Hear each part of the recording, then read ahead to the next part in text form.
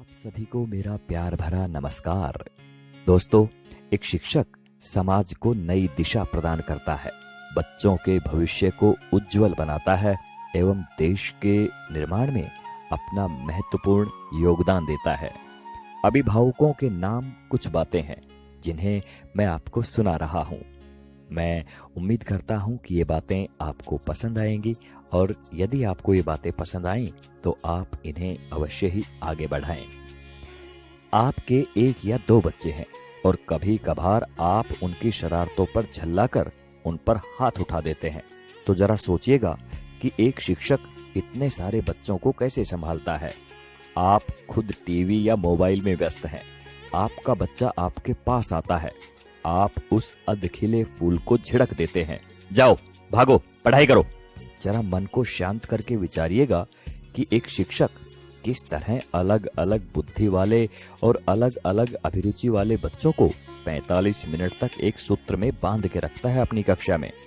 आपका बच्चा दिन भर गेम खेलता है, घर पर पढ़ता नहीं है, इसकी भी शिकायत आप शिक्षक से करते हैं।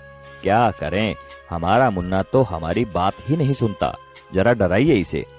अरे भाई, बच्चे को डराना है तो उसे किसी बाघ के सामने ले जाओ। आप गुरूर ब्रह्मा टाइप की बातें रटते हैं, पर कुछ पेरेंट्स भगवान तो छोड़िए, शिक्षक को इंसान तक नहीं मानते। वे ये मानने को तैयार ही नहीं कि एक शिक्षक का व्यक्तिगत जीवन भी होता है, उसकी भावनाएं होती हैं, उसकी सीमाएं होती हैं। अन्य विभागों के कर्मचारियों की तरह शिक्षक सिर्फ एक वेतनभोगी ही नहीं होता, इसमें सिर्फ सेवा का आदान प्रदान ही नहीं होता, बल्कि छात्र शिक्षक के बीच तमाम मानवीय मूल्यों का भी आदान प्रदान होता है। आप अपने छोटे मोटे काम कराने के लिए सरकारी कर्मचारियों के आगे हाथ जोड़ते हैं, पैर पकड़ते हैं, लेकिन शिक्षक जो कि आपकी संतान को शिक्षा दे रहा है, उसकी एक गलती आपसे बर्दाश्त नहीं होती।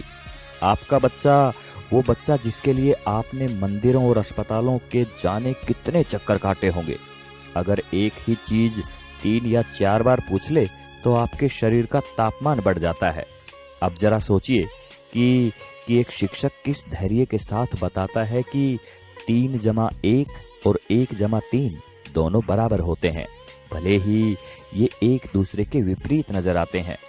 अगर वास्तव में बात समझ में आ गई हो तो आपसे हाथ जोड़कर विनती है कि आप हर शिक्षक को भगवान ना सही, कम से कम इंसान समझकर उतना सम्मान अवश्य दें जो कि एक इंसान को मिलना चाहिए।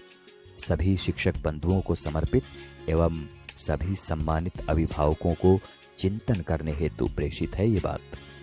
आप सभी का शुक्रिया। नमस्कार। जय हिंद।